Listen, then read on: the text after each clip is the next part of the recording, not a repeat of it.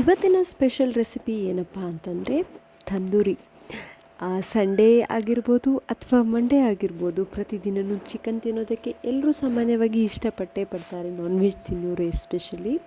So ಹಾಗಾಗಿ ನಿಮ್ಗಂತ ಒಂದು special ರೆಸಿಪಿಯನ್ನು ತಂದಿದ್ದೀನಿ, ಅದು ತಂದೂರಿ ಚಿಕನ್. ಮನೆಯಲ್ಲೇ ಈಸಿಯಾಗಿ ಆರಾಮಾಗಿ ಹೇಗೆ ಮಾಡ್ಕೊಳ್ಳೋದು ಅಂತ ತೋರಿಸ್ಕೊಡ್ತಾ ಇದ್ದೀನಿ. ಒಂದು ಪಾತ್ರೆನ ಇಟ್ಕೊಂಡು ಅದಕ್ಕೆ ಶುಂಠಿ ಬೆಳ್ಳುಳ್ಳಿ ಪೇಸ್ಟ್, ಹಾಗೆಯೇ ಜೀರಾ ಪೌಡರ್, ಅಳತೆ ಎಲ್ಲ ನಿಮಗೆ ನೀಟಾಗಿ ಕಾಣಿಸ್ತಿದೆ ಅಂತ ಅಂದ್ಕೊತೀನಿ. ಅದರ ಪ್ರಕಾರ ನೀವು ಹಾಕ್ಕೋಬೋದು. 1 kg ಚಿಕನನ್ನು ನಾನಿಲ್ಲಿ ತಂದೂರಿ ಪೀಸಸ್ನ ಕಟ್ ಮಾಡಿಸ್ಬಿಟ್ಟು ತರಿಸ್ಕೊಂಡಿದ್ದೀನಿ. ಅದಾದಮೇಲೆ ಸ್ವಲ್ಪ ಚಾಟ್ ಮಸಾಲ, ನೋಡ್ತಾ ಇರ್ಬೋದು ನೀವು, ಚಾಟ್ ಮಸಾಲವನ್ನು ಯೂಸ್ ಮಾಡಬೇಕು. ಟೇಸ್ಟ್ ತುಂಬ ಚೆನ್ನಾಗಿ ಕೊಡುತ್ತೆ. ಚಟ್ಪಟ ಅಂತ ಒಂದು ಫ್ಲೇವರ್ ಬರುತ್ತಲ್ಲ, ಅದು ಚಾಟ್ ಮಸಾಲದಿಂದನೇ ಬರುವಂಥದ್ದು. ಸೊ 2 ಟೇಬಲ್ ಸ್ಪೂನಷ್ಟು ಚಾಟ್ ಮಸಾಲವನ್ನು ಯೂಸ್ ಮಾಡಿದ್ದೀನಿ. ಅದಾದಮೇಲೆ ಇದು ಆ್ಯಕ್ಚುಲಿ ಏನು ಒಂದು ರೆಸ್ಟೋರೆಂಟಲ್ಲಿ ಮಾಡುವಂಥ ಸ್ಟೈಲು ತಂದೂರಿ ಚಿಕನ್, ಅದನ್ನೇ ಮನೆಯಲ್ಲಿ ಹೇಗೆ ಈಸಿಯಾಗಿ ಮಾಡ್ಕೋಬೋದು ಅಂತ ನಿಮಗೆ ತೋರಿಸ್ತಾ ಇದ್ದೀನಿ. ಅದಾದಮೇಲೆ ಅಚ್ಕಾರದ ಪುಡಿಯನ್ನು ಹಾಕ್ಕೊಂಡಿದ್ದೀನಿ. ಆಮೇಲೆ ಇದು ಕಾಶ್ಮೀರಿ ಚಿಲ್ಲಿ ಪೌಡರ್, ಎರಡನ್ನೂ ಯೂಸ್ ಮಾಡಬೇಕು. ಕಾಶ್ಮೀರಿ ಚಿಲ್ಲಿ ಪೌಡರ್ ಬಂದು ಕಲರ್ಗೋಸ್ಕರ ಯೂಸ್ ಮಾಡುವಂಥದ್ದು. ಅಚ್ಕಾರದ ಪುಡಿಯನ್ನು ನಾರ್ಮಲಾಗಿ ಖಾರಕ್ಕೋಸ್ಕರ ಯೂಸ್ ಮಾಡುವಂಥದ್ದು. ಕಾಶ್ಮೀರಿ ಚಿಲ್ಲಿ ಪೌಡರ್ ತುಂಬ ಕೆಂಪಗಾಗಿರುತ್ತೆ, ಕಲರ್ ಕೂಡ ತುಂಬ ಚೆನ್ನಾಗಿ ಬರುತ್ತೆ. ತಂದೂರಿಯಲ್ಲಿ ನಿಮಗೆ ಕಲರ್ ರೆಡ್ ಆಗಿದ್ರೇ ಏನೋ ಒಂಥರ ಮಸಾಲೆ ಎಲ್ಲ ಚೆನ್ನಾಗಿ ಹಿಡಿದಿದೆ ಅಂತ ಅರ್ಥ. ಸೊ ಆ ರೀಸನಿಂದಾಗಿ ನಾನಿಲ್ಲಿ ಕಾಶ್ಮೀರಿ ಚಿಲ್ಲಿ ಪೌಡರನ್ನು ಕೂಡ ಯೂಸ್ ಮಾಡ್ಕೋತಾ ಇದ್ದೀನಿ. ಅದು ತುಂಬ ರೆಡ್ ಕಲರ್ನಲ್ಲಿರುತ್ತೆ, ತುಂಬ ಚೆನ್ನಾಗಿ ಕಾಣುತ್ತೆ ಕೂಡ. ಅದಾದಮೇಲೆ ತಂದೂರಿ ಮಸಾಲವನ್ನು 2 ಟೇಬಲ್ ಸ್ಪೂನಷ್ಟು ಯೂಸ್ ಮಾಡ್ತಾಯಿದ್ದೀನಿ. SRS ಅವ್ರದ್ದು ತಂದೂರಿ ಮಸಾಲ, ಇದು ತುಂಬ ಚೆನ್ನಾಗಿರುತ್ತೆ ಫ್ಲೇವರು. ಅವ್ರದ್ದು ಎಲ್ಲ ಪ್ರಾಡಕ್ಟ್ ಅಂದರೆ ಬಿರಿಯಾನಿ ಮಸಾಲ ಇರ್ಬೋದು, ತಂದೂರಿ ಮಸಾಲ ಇರ್ಬೋದು, SRS ಅವ್ರದ್ದು ತುಂಬ ಚೆನ್ನಾಗಿದೆ. ಹಾಗೆ ತೇಜು ಬ್ರ್ಯಾಂಡ್ ಅವ್ರದ್ದು ಕೂಡ ತುಂಬ ಚೆನ್ನಾಗಿದೆ, ಫ್ಲೇವರ್ಫುಲ್ ಆಗಿರುತ್ತೆ. ಸೊ ತಂದೂರಿ ಮಸಾಲವನ್ನು ಇಲ್ಲಿ ನಾನು 2 ಟೇಬಲ್ ಸ್ಪೂನಷ್ಟು ಯೂಸ್ ಮಾಡ್ಕೊಂಡಿದ್ದೀವಿ.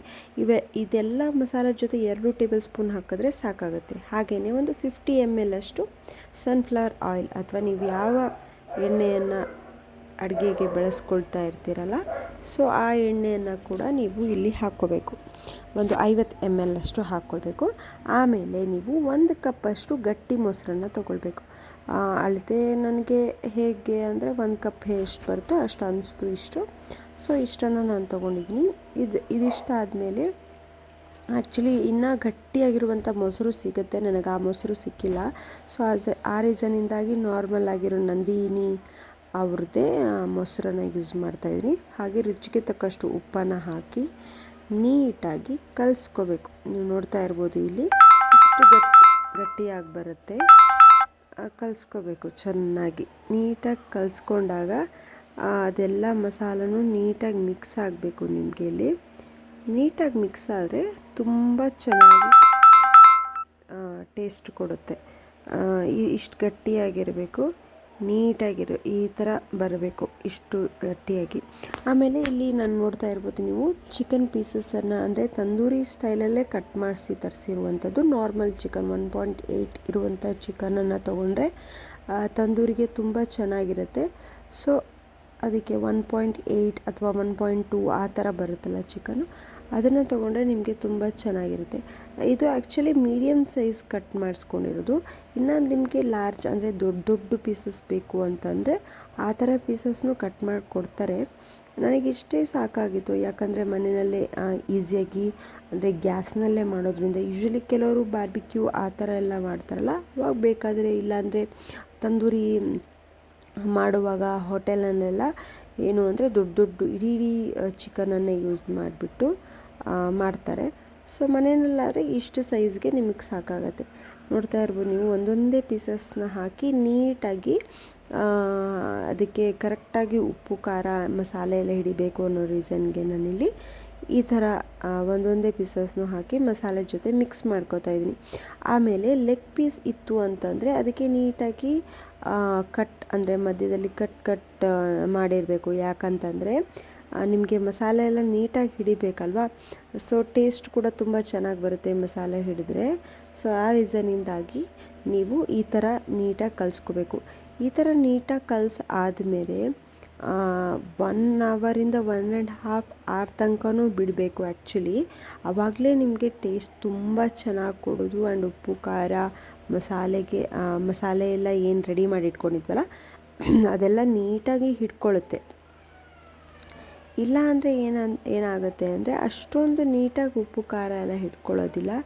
ಸೊ ಆ ರೀಸನ್ನಿಂದಾಗಿ ಉಪ್ಪು ಖಾರ ಎಲ್ಲ ಚೆನ್ನಾಗಿ ಹಿಡ್ಕೋಬೇಕು ಅನ್ನೋ ರೀಸನ್ನಿಂದಾಗಿ ಈ ಥರ ನೀಟಾಗಿ ಕಲಿಸ್ಕೊಂಬಿಟ್ಟು 1 ಅವರಷ್ಟು ಬಿಟ್ಕೋಬೇಕು ನೀವು. 1 ಅವರು 1.5 ಅವರ್ ಬಿಟ್ಕೊಳ್ಬೇಕು. ಸೊ 1.5 ಅವರ್ ಆದಮೇಲೆ ಒಂದು ಪ್ಯಾನನ್ನು ಇಟ್ಕೋಬೇಕು. ನಾನ್ ಸ್ಟಿಕ್ ಪ್ಯಾನ್ ಇಟ್ಕೊಂಡ್ರೆ ಬೇಗ ಕರಟೋದಿಲ್ಲ ಅಥವಾ ತಳ ಹಿಡಿಯೋದು ಆ ಥರ ಎಲ್ಲ ಆಗೋದಿಲ್ಲ. ಸೊ ಅದರಿಂದಾಗಿ ನಾನಿಲ್ಲಿ ನಾನ್ ಸ್ಟಿಕ್ ಪ್ಯಾನನ್ನೇ ಯೂಸ್ ಮಾಡ್ತಿದ್ದೀನಿ. ಇಲ್ಲಾಂದರೆ ನಾರ್ಮಲ್ ಪ್ಯಾನಲ್ಲಿ ಏನಾಗುತ್ತೆ ಅಂದರೆ ಬೇಗ ಅಡಿಗಡೆ ಹಿಡ್ಕೊಂಡ್ಬಿಡುತ್ತೆ, ಕರಟ್ ಹೋಗಿಬಿಡುತ್ತೆ. ಸೊ ಆ ರೀಸನ್ನಿಂದಾಗಿ ನಾನು ನಾನ್ ಸ್ಟಿಕ್ ಪ್ಯಾನನ್ನೇ ಯೂಸ್ ಮಾಡ್ಕೊತಾ ಇದ್ದೀನಿ. ಈ ನಾನ್ ಸ್ಟಿಕ್ ಪ್ಯಾನ್ಗೆ ಇಷ್ಟು ಒಂದು 20 ಗ್ರಾಮ್ಸಷ್ಟು ನಾನು ಬೆಣ್ಣೆನ ತೊಗೊಂಡಿದ್ದೀನಿ. ಸಾಲ್ಟೆಡ್ ಬೆಣ್ಣೆನೇ ತೊಗೊಂಡಿದ್ದೀನಿ. ಇಲ್ಲಾಂದರೆ ಕೆಲವರು ಅನ್ಸಾಲ್ಟೆಡ್ ಬೆಣ್ಣೆನೂ ಯೂಸ್ ಮಾಡ್ತಾರೆ. ಸೊ ಯಾವುದಾದ್ರೂ ಓಕೆ. ಸಾಲ್ಟೆಡ್ ಬೆಣ್ಣೆ ಅಂದರೆ ಸ್ವಲ್ಪ ಉಪ್ಪಿರುತ್ತೆ ಆ್ಯಂಡ್ ಟೇಸ್ಟ್ ಕೂಡ ಚೆನ್ನಾಗಿರುತ್ತೆ. ಆ ಚಿಕನ್ ಜೊತೆ ಎಲ್ಲ ಹಿಡ್ಕೊಂಡು ತುಂಬ ಚೆನ್ನಾಗಿ ಟೇಸ್ಟ್ ಕೊಡುತ್ತೆ. ಆಮೇಲೆ ಈ ಸಾಲ್ಟೆಡ್ ಬೆಣ್ಣೆ ನೀಟಾಗಿ ಕರಗಿದ್ಮೇಲೆ ಇದ್ರ ಜೊತೆಗೇ ಆ್ಯಕ್ಚುಲಿ ಸನ್ಫ್ಲವರ್ ಆಯಿಲ್ ಏನು ಯೂಸ್ ಮಾಡಿದ್ವಲ್ಲ ಆವಾಗಲೇ ಆ ಎಣ್ಣೆನೂ ಸ್ವಲ್ಪ ಯೂಸ್ ಮಾಡ್ಕೋಬೇಕು. 2 ಅಂದರೆ 20 ಗ್ರಾಮ್ಸ್ ಅಂದರೆ 20 ml ಅಷ್ಟು ನೀವು ನಾರ್ಮಲ್ ಆಯಿಲನ್ನು ಯೂಸ್ ಮಾಡ್ಕೋಬೇಕು. ಸೊ ಇದೆರಡು ಚೆನ್ನಾಗಿ ಮಿಕ್ಸ್ ಆಗಿ ಚೆನ್ನಾಗಿ ಹೀಟ್ ಆಗಬೇಕು ಆಯಿಲು. ಸೊ ಆವಾಗ ಏನಾಗುತ್ತೆ, ನೀವು ಹಾಕ್ಕೊಂಡಾಗ ತಂದೂರಿ ಪೀಸಸ್ಸು ಟೇಸ್ಟು ಚೆನ್ನಾಗಿ ಬರುತ್ತೆ, ಘಮ ಚೆನ್ನಾಗಿ ಬರುತ್ತೆ. ಬೆಣ್ಣೆ ಹಾಕಿರೋದ್ರಿಂದ ಘಮ ತುಂಬ ಚೆನ್ನಾಗಿ ಬರುತ್ತೆ. ಸೊ ಆ ರೀಸನ್ನಿಂದಾಗಿ ಎರಡನ್ನೂ ಯೂಸ್ ಮಾಡ್ತಿರುವಂಥದ್ದು. ಮನೆಯಲ್ಲೇ ನೀವು ಈಸಿಯಾಗಿ ಈ ಥರ ಇದು actually same ditto restaurant style ಥರಾನೇ ಟೇಸ್ಟ್ ಕೂಡ ಚೆನ್ನಾಗಿ ಬರುತ್ತೆ. ಮನೆಯಲ್ಲಿ ಈಸಿಯಾಗಿ ಮಾಡ್ಕೋಬೋದು, ಏನು ಅಂತ ಕಷ್ಟ ಅಂತ ಅನ್ಸೋದಿಲ್ಲ. ಯಾಕಂದರೆ ಇರೋ ಐಟಮ್ಸ್ಗಳೇ ಜೊತೆಗೆ ನೀವು ಕೆಲವೊಂದು ಐಟಮ್ಸ್ ಆ್ಯಡ್ ಮಾಡ್ಕೋಬೇಕು. ಯೂಶ್ವಲಿ ಕೆಲವೊಂದು ಚಾಟ್ ಮಸಾಲ, ಜೀರಾ ಪೌಡರ್ ಆ ಥರದ್ದೆಲ್ಲ ಇರೋದಿಲ್ಲ. ಅವನ್ನೆಲ್ಲ ಎಕ್ಸ್ಟ್ರಾ ಬಿಟ್ಟರೆ ಮತ್ತೇನೆಲ್ಲ ಸೇಮೇ. ನೀಟಾಗಿ ಎಣ್ಣೆ ಮತ್ತು ಏನು ಬೆಣ್ಣೆ ಹಾಕಿದ್ವಿ ಅದೆರಡೂ ಕಾದಿತ್ತು. ಸೊ ಆಮೇಲೆ ದೂರ ಸ್ಪೇಸ್ನ ಬಿಟ್ಬಿಟ್ಟು ನೀಟಾಗಿ ಈ ಥರ ಚಿಕನ್ದು ಪೀಸಸ್ ಏನು ನಾವು ಮ್ಯಾರಿನೇಟ್ ಮಾಡಿಟ್ಟಿದ್ವಲ್ಲ ಅದನ್ನು ದೂರವಾಗಿ ಗ್ಯಾಪ್ ಕೊಟ್ಟು ಈ ಥರ ನೀಟಾಗಿ ಹಾಕ್ಕೊತಾ ಬರಬೇಕು. ಗ್ಯಾಪ್ ಕೊಡೋದು ಯಾಕಂದರೆ ಇದು ನೀಟಾಗಿ ಬೇಯಬೇಕು ಮತ್ತು ಸ್ವಲ್ಪ ಟೈಮ್ ತೊಗೊಳುತ್ತೆ. Almost 20 to 30 minutes, almost half an hour ಸಣ್ಣ ಊರಿನಲ್ಲಿಟ್ಟು ನೀವು ಹಾಫ್ ಆನ್ ಅವರಷ್ಟು ನೀವು ಚೆನ್ನಾಗಿ ಬೇಯಿಸ್ಕೋಬೇಕಾಗುತ್ತೆ ಎರಡೂ ಸೈಡು. ಯಾಕಂದರೆ ಪೀಸಸ್ಸು ದೊಡ್ಡ ಇರುತ್ತೆ, ಆಮೇಲೆ ಚಿಕನ್ ನೀಟಾಗಿ ಬೇಯಬೇಕು. ಏನು ತಂದೂರಿ ಫ್ಲೇವರ್ ಬರಬೇಕು ಅಂದರೆ ಆಬ್ವಿಯಸ್ಲಿ ಒಂಥರ ಕರ್ಟೋ ಥರ ಅನಿಸ್ಬೇಕು, ಅಷ್ಟು ಹಾಗೆ ಬರಬೇಕು. ಸೊ ಆ ರೀಸನಿಂದಾಗಿ ಈ ಥರ ನೋಡ್ತಾ ಇರ್ಬೋದು ನೀವು. ಒಂದು ಸತಿ ಹಾಕಾದ್ಮೇಲೆ ಹೀಗೆ ಚೆಕ್ ಮಾಡ್ಕೋಬೇಕಾಗುತ್ತೆ. ಚೆಕ್ ಮಾಡಿಕೊಂಡಾಗ ಏನು ಬೆಂದಿದೆಯಾ ಇಲ್ವಾ ಅಂತ ನೀಟಾಗಿ ಚೆಕ್ ಮಾಡಿಕೊಂಡು ಈ ಥರ ಮತ್ತೆ ತಿರ್ಸಿ ಹಾಕ್ಕೋಬೇಕು. ಒಂದು ಸೈಡ್ ಬೆಂದಿದ್ರೆ ಮತ್ತೆ ಈ ಥರ ನೋಡಿ ಒಂದು ಸೈಡ್ ಆಗಿರುತ್ತೆ. ನೀಟಾಗಿ ಈ ಥರ ಅಂದರೆ ಇದು ಕಂಪ್ಲೀಟ್ ಆಗಿಲ್ಲ, ಇನ್ನು ಬೇಯಬೇಕು. ಸೊ ಆ ರೀಸನಿಂದಾಗಿ ನೀಟಾಗಿ ಸ್ವಲ್ಪನೇ ಗ್ಯಾಪ್ ಇರುತ್ತಲ್ಲ ಅದನ್ನು ನೋಡಿಕೊಂಡು ನೀಟಾಗಿ ಈ ಥರ ತಿರುವು ಹಾಕ್ಕೋಬೇಕಾಗುತ್ತೆ. ಸೊ ಈ ಥರ ಮಾಡೋದ್ರಿಂದ ಏನು ಎರಡೂ ಸೈಡು ನೀಟಾಗಿ ಬೇಯಬೇಕು. ತಂದೂರಿ ಅಂದರೆ ನೀಟಾಗಿ ಬೆಂದಿರಬೇಕು. ಯಾವುದೇ ಥರ ಹಸಿ ಬಿಸಿ ಆ ಥರ ಇದ್ದರೆ ಇಷ್ಟ ಆಗಲ್ಲ ಯಾರಿಗೂ ಸಾಮಾನ್ಯವಾಗಿ. ಸೊ ಅದಕ್ಕೆ ಈ ಥರ ನೋಡಿ ಮತ್ತೆ ಪುನಃ ನಾನು ಚೆಕ್ ಮಾಡಿ ಮತ್ತೆ ಈ ಥರ ನೋಡಿದೆ. ಇನ್ನೊಂದು ಕಡೆ ಆಯಿಲೆಲ್ಲ ಈ ಥರ ಇತ್ತು, ಅದಕ್ಕೆ ಮತ್ತೆ ಸ್ಪ್ರೆಡ್ ಮಾಡ್ತಾಯಿದ್ದೀನಿ ನೀಟಾಗಿ.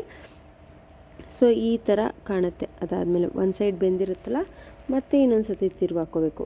ಸೊ ಆ ಥರನೇ ಆಲ್ಮೋಸ್ಟ್ ಒಂದು 20 ಇಂದ 30 ಮಿನಿಟ್ಸ್ ತನಕ ನೀಟಾಗಿ ಇದನ್ನು ಬೇಯಿಸ್ಕೊಂಡ್ರೆ ಪಕ್ಕಾ ರೆಸ್ಟೋರೆಂಟ್ ಸ್ಟೈಲಲ್ಲೇ ನಿಮಗೆ ತಂದೂರಿ ಚಿಕನ್ ಅಂತ ಏನು ನಾವು ಹೇಳ್ತೀವಲ್ಲ ಅದು ರೆಡಿಯಾಗಿರುತ್ತೆ. ಸೊ ಇದ್ರ ಜೊತೆಗೆ ಮಯೋನೀಸ್ ಜೊತೆಗೆ ತಿನ್ಬೋದು, ಇಲ್ಲ ಗ್ರೀನ್ ಚಟ್ನಿ ಜೊತೆಗೂ ತಿನ್ಬೋದು. ಈ ಥರ ಡಿಫ್ರೆಂಟಾಗಿ ಕೆಲವ್ರು ಇಷ್ಟಪಡ್ತಾರೆ, ಕೆಲವ್ರು ಹಾಗೆ ನಾರ್ಮಲಾಗಿ ಹಾಗೆ ತಿನ್ನೋಕ್ಕೆ ಇಷ್ಟಪಡ್ತಾರೆ, ಕೆಲವರು ಊಟದ ಜೊತೆ ತಿನ್ನೋಕ್ಕೆ ಇಷ್ಟಪಡ್ತಾರೆ.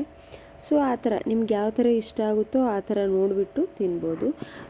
ಇದೇ ಥರ ನಿಮಗೆ ಡಿಫ್ರೆಂಟ್ ಸ್ಟೈಲು ಏನು ವೆರೈಟೀಸ್ ಫುಡ್ನ ನಾನು ಆದಷ್ಟು ನಿಮಗೆ ಹೇಳ್ಕೊಡೋದಕ್ಕೆ ಟ್ರೈ ಮಾಡ್ತಿದ್ದೀನಿ. ಇದೇ ಥರ ನಮಗೆ ಸಪೋರ್ಟ್ ಮಾಡ್ತಾಯಿರಿ. ನಮ್ಮ ಚಾನಲನ್ನು ಇನ್ನೂ ಗ್ರೋ ಆಗಬೇಕು, ಹಾಗೆ ನಮ್ಮ ಫ್ಯಾಮಿಲಿ ಕೂಡ ಅಂದರೆ ಈ ಸಬ್ಸ್ಕ್ರೈಬರ್ಸ್ ಅನ್ನೋ ಫ್ಯಾಮಿಲಿ ತುಂಬ ದೊಡ್ಡದಾಗಿ ಬೆಳಿಬೇಕು ಅನ್ನೋದು ಆ್ಯಕ್ಚುಲಿ ಇರೋವಂಥದ್ದು. ಸೊ ಹಾಗಾಗಿ ನಾನು ಆದಷ್ಟು ನನಗೆ ಏನೇನೋ ಐಟಮ್ ಗೊತ್ತೋ ಅದನ್ನು ನಾನು ನಿಮಗೆಲ್ಲರಿಗೂ ತೋರಿಸ್ಕೊಡ್ತಾ ಇದ್ದೀನಿ. ಹೀಗೆ ಸಪೋರ್ಟ್ ಮಾಡ್ತಾಯಿರಿ. ಇದು ರೆಡಿ ಆದಮೇಲೆ ಮಧ್ಯದಲ್ಲಿ ಒಂದು ದೊಡ್ಡ ಪೀಸ್ ಕೆಂಡನ ಇಟ್ಟು ಅದಕ್ಕೆ ಒಂದು 2 ಟೇಬಲ್ ಸ್ಪೂನಷ್ಟು 2 ಡ್ರಾಪ್ಸಷ್ಟು ನೀವು ತುಪ್ಪವನ್ನು ಹಾಕ್ಕೊಂಡು ಅದು ಹೊಗೆ ಬರೋಕ್ಕೆ ಸ್ಟಾರ್ಟ್ ಆಗುತ್ತೆ. ಸೊ ಆವಾಗ ಲಿಡ್ನ ಕ್ಲೋಸ್ ಮಾಡಿ ಒಂದು 5 ನಿಮಿಷ ಬಿಟ್ಟರೆ ಆ ಸ್ಮೋಕಿ ಫ್ಲೇವರ್ ಅಂತ ಏನು ಬರುತ್ತೋ ಅದು ಹೀಗೆ ಬರೋದು. ಹೀಗೆ ಸಪೋರ್ಟ್ ಮಾಡಿ. Thank you.